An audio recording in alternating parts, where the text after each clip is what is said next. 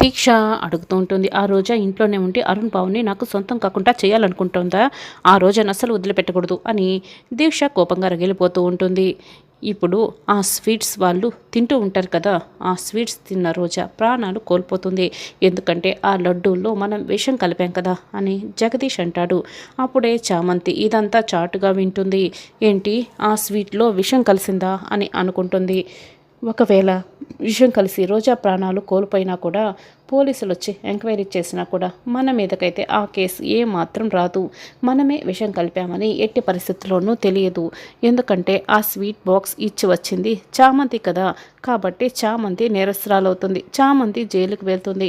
ఇటు రోజా ప్రాణాలు పోతాయి. అటు చామంతి జైలుకి వెళ్తుంది. ఒక్క దెబ్బకి రెండు పిట్టలు అని జగదీష్ అంటాడు.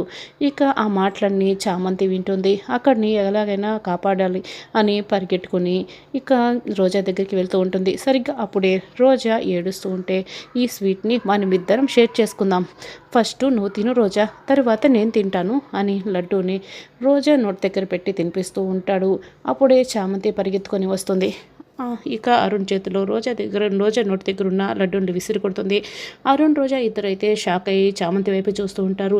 రోజా వెంటనే నీకు ఎంత ధైర్యం ఉంటే సార్ నాకు తినిపిస్తున్న లడ్డూని నేల్పాలు చేస్తావే అంటూ చామంతి చెంప పగుడు కొడుతుంది. అలా రోజా అయితే చామంతి చెంప పగలు కొట్టడంతో అరుణ్ అయితే చాలా షాక్ అయి చూస్తూ ఉంటాడు.